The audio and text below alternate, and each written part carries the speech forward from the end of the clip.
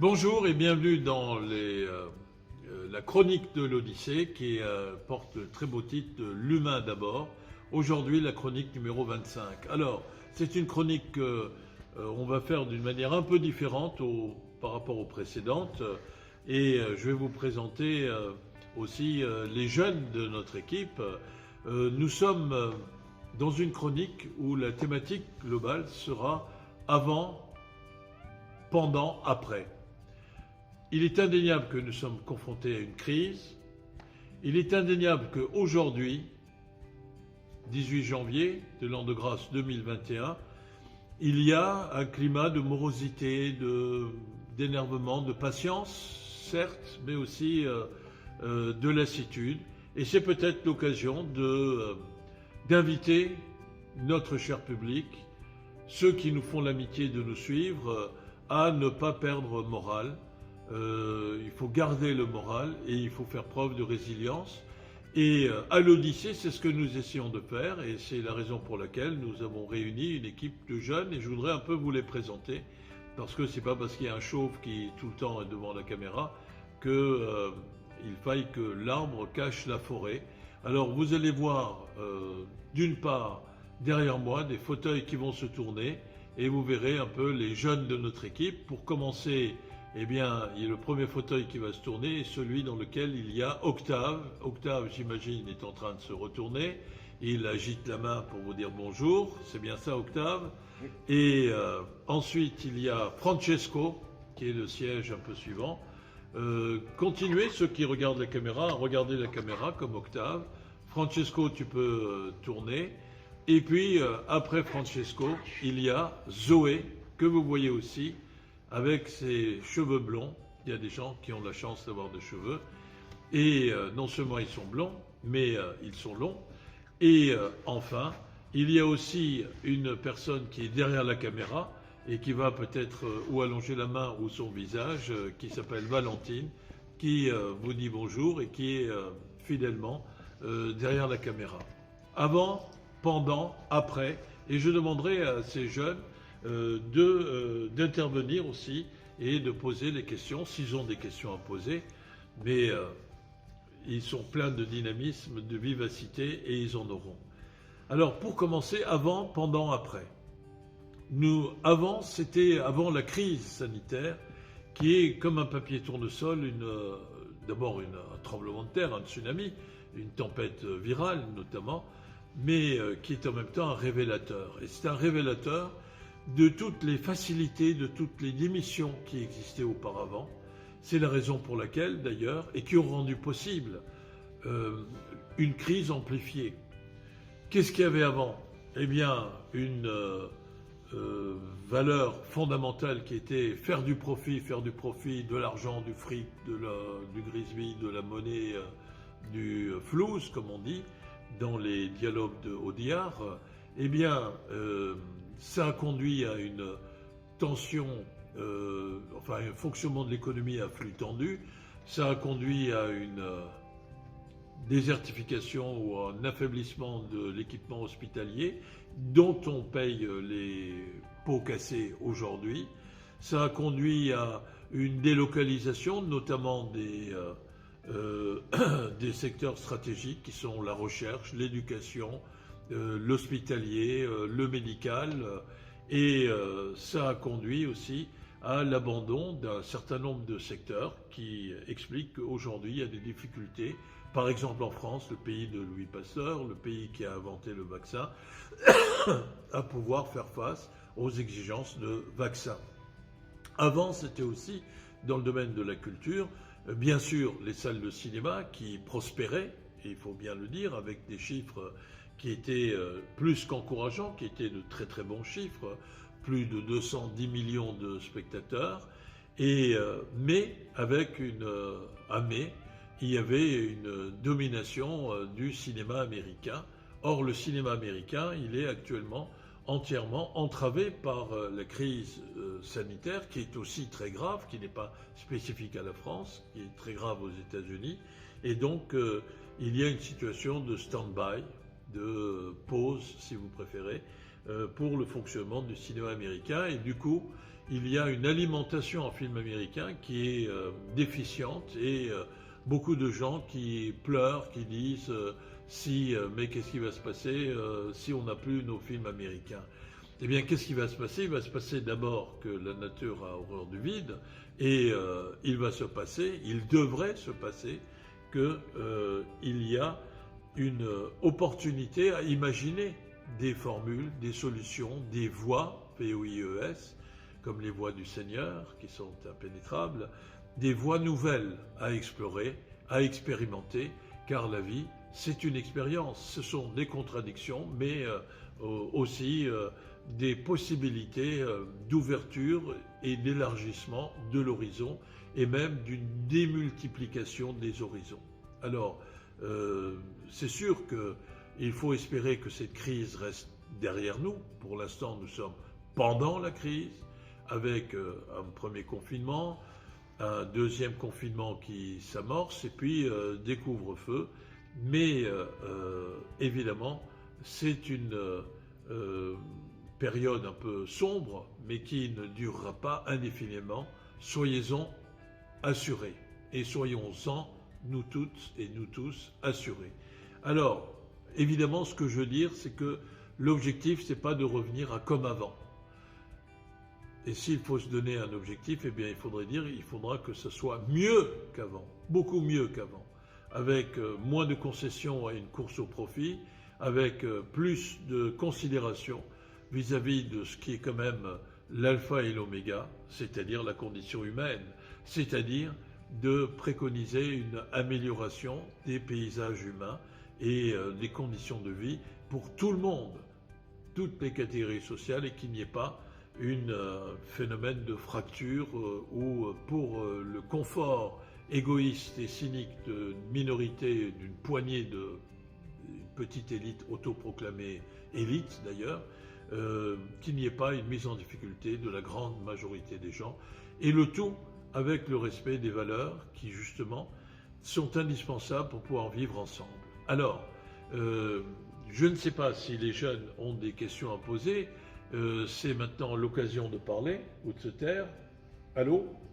Pas de questions? Alors vous semblez... Octave. Bonjour à tous.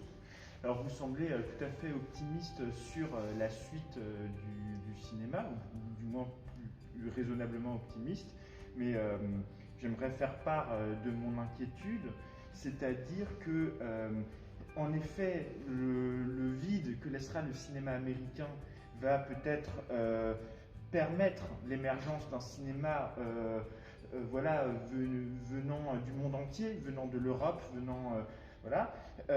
qui trouvera peut-être mieux ses spectateurs, mais en même temps, est-ce que les films à grand spectacle qui permettent encore aujourd'hui de déplacer beaucoup de monde, on l'a vu avec les films de super-héros, etc., est-ce que ces films-là ne remplissent quand même pas les caisses du CNC, ce qui permet de financer la production audiovisuelle française, qui est donc lésée?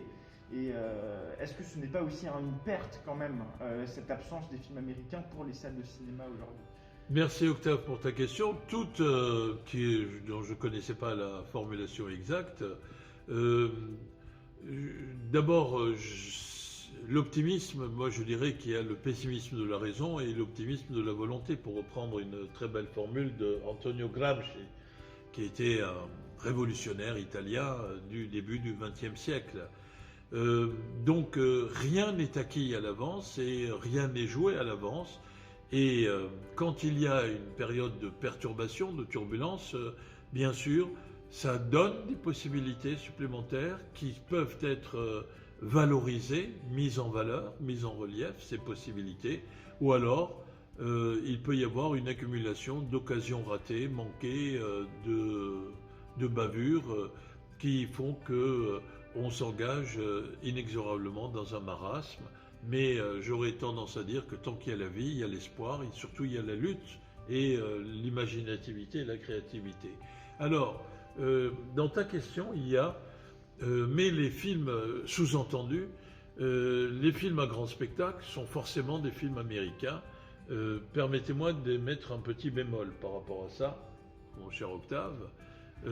j'espère que tu ne m'en voudras pas, tout le monde est capable de faire des films grand spectacle. Et aujourd'hui, avec les possibilités qui sont offertes par l'introduction du numérique, eh bien, on n'est pas obligé d'avoir 10 000 ou 5 000 figurants pour faire quelque chose un film qui soit du grand spectacle. D'ailleurs, le cinéma, et surtout aux États-Unis, les blockbusters, comme on disait, eh bien, ils ont misé depuis les années 1996, depuis le Titanic, eh bien, sur les effets spéciaux. Et ils ont transformé le spectateur en sujet de bombardement sensoriel. Le contenu de l'histoire était à peu près aussi gros que tout minuscule petit poids d'un monde de Lilliputien. Et il y avait par contre une débauche d'effets spéciaux, de mouvements de caméra, d'explosions, d'hémoglobine, de gens qui étaient pulvérisés, des sabres électriques au 25e, 28e siècle avec des habits du Moyen-Âge, bref. Il y avait toute la panoplie qui était utilisée, mais à l'arrivée, il n'en restait rien. Le danger qu'il y avait, et qu'il y a toujours, c'est que le cinéma comme art disparaisse et devienne simplement un grand spectacle, une industrie de divertissement à grand spectacle, à coup de spectacle. Or, ce qui est intéressant, c'est que quand il y a un grand spectacle, eh bien, il faut aussi qu'il y ait une réflexion, il faut qu'il y ait une profondeur humaine, il faut qu'il y ait des émotions, il faut qu'il y ait avec leur part de rêve, leur part de pleurs, leur part de rire, leur part d'espoir, leur part de peur aussi, mais il faut qu'il y ait toute cette panoplie et pas uniquement, vous savez, comme ces athlètes qui sont hyper trophiés, tout dans le muscle, rien dans la tête, pas uniquement du déploiement spectaculaire. C'est très bien qu'il y ait du spectacle, mais derrière cela, ça signifie qu'il y a une démarche qui doit être une démarche portée par un regard qui ne se contente pas de déverser sur les spectateurs transformés en chiens de Pavlov des bouillies visuelles, mais qu'il y ait au contraire une vision orchestrée, construite, qui aboutisse à une production de sens à travers des émotions. Et de ce point de vue-là, évidemment, rien n'est perdu.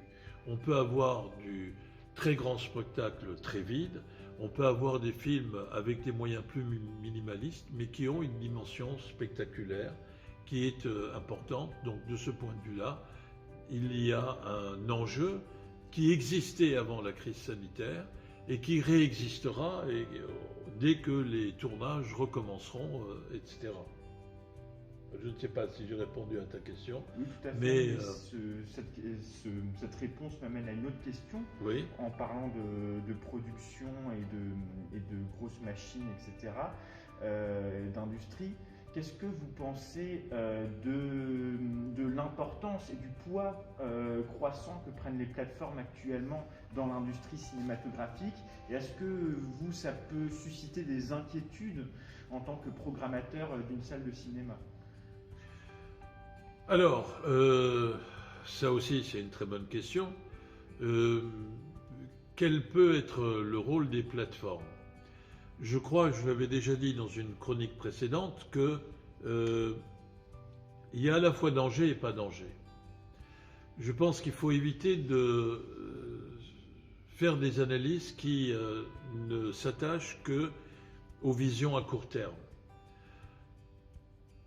Avec la crise sanitaire, on a vu apparaître une distinction entre ce qu'on peut appeler une diffusion culturelle et artistique dans des lieux communs, des lieux où les gens se rassemblent, c'est-à-dire dans des agoras, qu'elles soient en plein air ou qu'elles soient fermées, ces agoras. Et puis d'autre part, il y a ce qu'on pourrait appeler la culture de salon. Je crois que l'actuel ministre de la Culture parle de culture de salon et de culture patrimoniale. Il est évident que regarder un film dans son salon en se mettant en échauffement, en se levant de temps en temps pour aller prendre une canette de boisson dans le frigo, en s'empiffrant remarquez, vous me direz, on peut aussi s'empiffrer de pop-corn dans les salles de cinéma, mais en s'empiffrant de toute une série de confiseries, c'est effectivement un mode de consommation, très vilain mot, culturel, des films, qui s'exerce dans le cadre de la sphère privée. Et dans la sphère privée, vous le savez, pour reconstituer la force de travail, pour se divertir, pour oublier les contraintes et les miasmes morbides de la routine quotidienne, eh bien, on peut regarder son plafond, purement et simplement. On peut lire un livre ou des romans graphiques, on peut écouter de la musique, on peut regarder la télévision, on peut regarder des films en vidéo à la demande ou sur les chaînes spécialisées. Et les plateformes, Netflix, Walt Disney, les plateformes plus petites en France comme Orange, elles ont pour objectif de s'occuper des gens dans le cadre de leur vie, de sphère privée, si vous voulez. Et donc, on sait que Netflix propose l'équivalent de 7000 ou 7500 heures de programmes, de films, de séries. Et si vous faites un calcul très rapide, 24 heures c'est une journée, vous multipliez par 365, vous avez aux alentours de 8400 heures. Il faut aussi consacrer des heures pour dormir, il faut consacrer des heures aussi pour manger ou pour d'autres activités. Et donc l'objectif de plateformes comme Netflix, c'est de proposer, de garder le maximum possible les gens dans le cadre de la sphère privée. Mais on le voit bien, plus vous confinez les gens dans une sphère privée, plus vous les confinez d'une façon consentante de leur part, moins vous obtiendrez de satisfaction. Il y a des soupapes de sécurité qui sont nécessaires, et c'est la raison pour laquelle les salles de spectacle en général, mais les salles de cinéma en particulier, eh bien, ne disparaîtront pas, disons, du champ des attentes et des désirs du public. Voir un film dans son salon en se grattant le mollet ou en s'empiffrant de confiserie, c'est pas la même chose que de voir un film en public, dans une émotion convivialement partagée. Et de ce point de vue-là, je ne m'en fais pas. Alors évidemment, la répartition entre sphère privée et agora publique pour l'exercice de la culture et la découverte des champs de création artistique à travers des films, mais aussi à travers des pièces de théâtre, des opéras, des concerts, etc., eh bien, elle peut varier. Mais fondamentalement, le besoin de se retrouver en public, entre soi, avec des gens que l'on ne connaît pas, lui, je fais le pronostic que ce besoin ne disparaîtra pas. Ou alors on aura des gens qui seront l'équivalent de zombies, qui vivront chez eux, et tôt ou tard, cela entraînerait aussi toute une série de contradictions, de tensions, d'explosions, d'incendies aussi, humains notamment.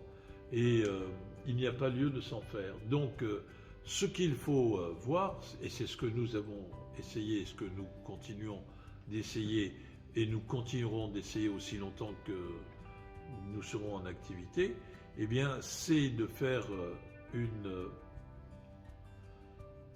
proposition, une programmation de spectacle filmique, si vous voulez, qui soit faite avec intelligence, mais une intelligence qui corresponde d'une part à l'intelligence du cœur et d'autre part à l'intelligence de l'esprit, conjointement. C'est la combinaison de plusieurs facteurs qui est toujours une source de solution. Et je pense que de ce point de vue-là, il n'y a pas lieu de se faire. C'est tout simplement un défi pour,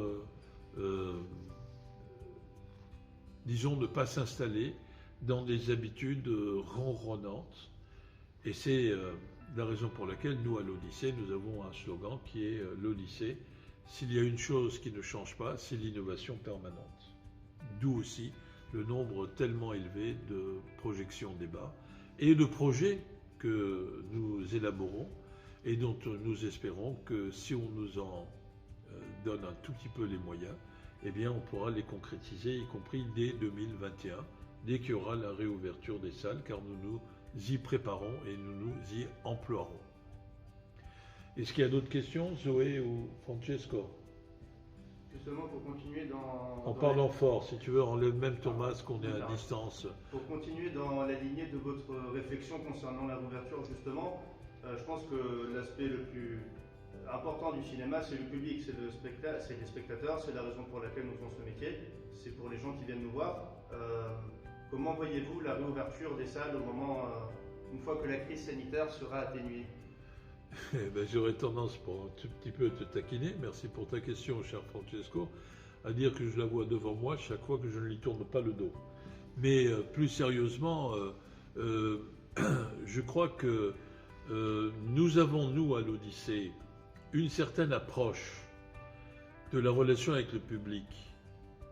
Et c'est la raison pour laquelle, quand il y a eu le déconfinement, à partir du 22 juin, eh bien, le public a répondu présent. Nous le voyons avec dynamisme, notamment nos fameuses projections débat, qui font que les gens ont envie de venir pour que le spectacle soit aussi un moment de réflexion, d'échange, de discussion et d'écoute aussi. Eh bien, il faudra voir, évidemment, à partir de là, avec quel type de film on pourra le faire. Ce que je veux dire, c'est que je prie le ciel, qu'on y croit ou qu'on n'y croit pas, mais on peut espérer, il faut espérer, que un atout formidable, et dont on n'a pas beaucoup parlé, de la France dans le domaine du cinéma, c'est un grand nombre de distributeurs. Et que ce nombre de distributeurs, qui est soutenu à ma connaissance, notamment par les autorités publiques, eh bien, il sera en mesure de pouvoir organiser une sortie de film, parce que sans les distributeurs, évidemment, les salles de cinéma ne peuvent pas être alimentées en film. Et c'est quelque chose qui est très important. Donc, pour le reste, on verra aussi en fonction du catalogue des distributeurs. Mais une chose est évidente, c'est que dans les catalogues déjà en place, il y a de quoi alimenter des programmations qui sont d'une certaine façon renouvelables et renouvelées, qui sont innovantes même, parce que toute la démarche de l'Odyssée s'appuie sur un principe fondamental qui est que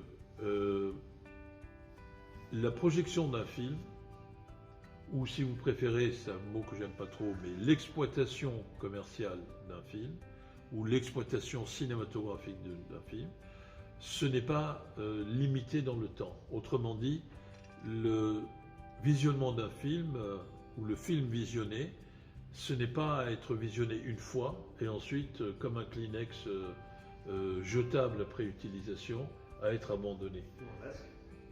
Ou un masque non lavable. Oui.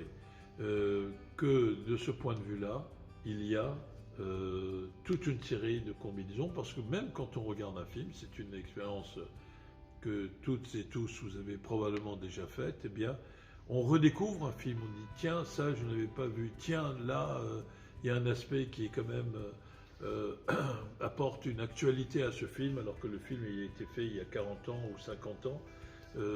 Il y a une source de découverte. Au fond, la relation avec le public, c'est de proposer au public l'aventure de la découverte.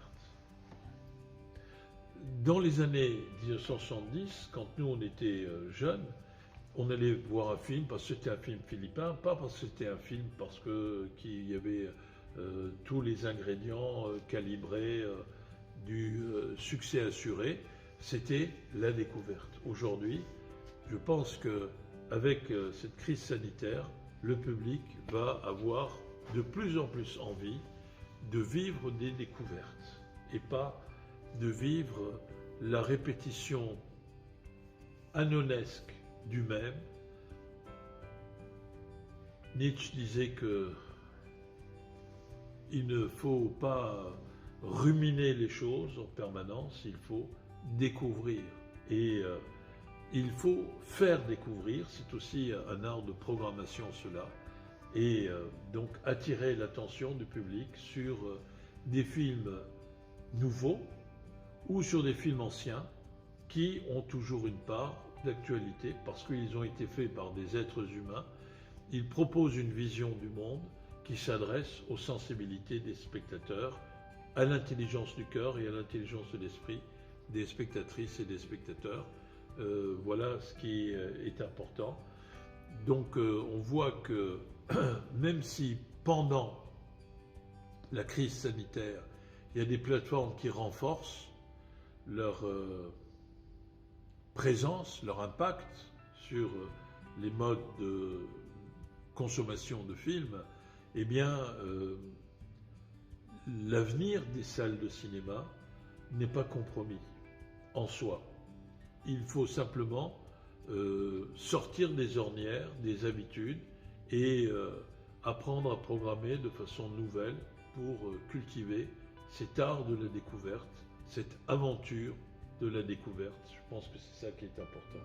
Zoé, tu voulais poser une question ? Peut-être une note de fin pour le public notamment. Le public qu'on avait déjà avant toute cette période de Covid, mais le public qu'on attendra aussi à la réouverture des salles. Est-ce que vous auriez un message à leur adresser, notamment pour les rassurer et peut-être leur permettre de découvrir des choses qu'ils n'auront pas justement sur les plateformes comme on en a parlé? Vous voyez, ce sont des jeunes, merci pour ta question Zoé. À Strasbourg, il y a eu une étudiante de Sciences Po qui a publié une lettre ouverte au président en disant qu'elle était, à cause du confinement, dans une situation où elle n'était plus en mesure de pouvoir rêver, que sa vie d'adolescente, sa vie de jeune, son appétit de vivre et de découvrir le monde, de s'imprégner de ce qu'il y a de stimulant dans la vie réelle, était asséché. Je n'ai plus de rêve, disait-elle dans cette très belle et très touchante missive, cette lettre ouverte envoyée au président de la République. Je crois que le confinement crée du malheur, crée de la solitude, mais crée aussi l'attente du retour d'un partage des émotions, crée l'espoir de vivre de façon conviviale et partagée des rêves, des émotions. Et de ce point de vue-là, il faut faire le dos rond, tenir bien bon, être résilient, mais soyez-en assurés, nous à l'Odyssée, eh bien, nous attendons avec impatience la possibilité de pouvoir réouvrir nos écrans au public et de profiter ensemble avec eux pour vivre ce rêve de la découverte, cette aventure de la découverte. Et donc, je ne peux pas dire que nous allons nous ouvrir contre vents et marées, mais les jours viendront où les salles rouvriront. Si les salles pour l'instant ne rouvrent pas, ce n'est pas parce qu'elles sont des sources de danger, c'est parce qu'elles constituent un chiffre d'affaires qui est quand même très minoritaire et il n'y a pas plus de danger à aller dans des grandes surfaces ou dans les grands magasins à Strasbourg ou ailleurs, que de venir à l'Odyssée ou dans toutes les salles de cinéma, parce que les salles de cinéma ont pris des mesures de sécurité sanitaire et sont tout à fait prêtes à en prendre même des plus drastiques si c'est nécessaire. Mais si vous regardez le poids économique du monde du cinéma, il y a 200 films en gros qui sont produits chaque année en France, 210 pour être précis. Si on fait un coût moyen de 4,8 millions, allez, de 5 millions d'euros, eh bien 5 fois 210, ça fait 1 milliard 50 millions. Si vous dites qu'il y a 213 millions de spectateurs, et aujourd'hui il y en aura moins, évidemment il y en a moins, il y a près de 70% de chute, mais 200 millions à un coût moyen de 5 euros, allez disons 6 euros, ça fait 1,2 milliard, donc ça fait 2 milliards 250 millions, mais c'est rien par rapport au chiffre d'affaires des grandes surfaces alimentaires ou des grands magasins. Et donc effectivement, les gens qui gouvernent ont fait un choix qui est de maintenir malgré tout une activité économique. Après, on jugera si c'est un bon choix ou pas. Mais ce n'est pas des gens qui se contrefichent de la culture. C'est tout simplement des gens qui pensent que le poids économique de la culture, eh bien, ça coûte moins cher à la limite en subvention de maintenir à flot les équipes pour qu'elles ne disparaissent pas et qu'elles ne se dissolvent pas, et qu'on peut se permettre d'attendre avant de relancer les salles. En tout cas, c'est pas forcément le meilleur des choix, parce que la culture, la pensée, la vie, eh bien, c'est pas uniquement dans la sphère privée que ça doit se développer, c'est aussi dans des lieux de rencontre. Je ne suis pas convaincu des grandes vertus d'une économie dite de marché, qui d'ailleurs est de moins en moins libre, puisque c'est des grands monopoles des multinationales qui dirigent le monde, et que ces multinationales, elles font la pluie et le beau temps.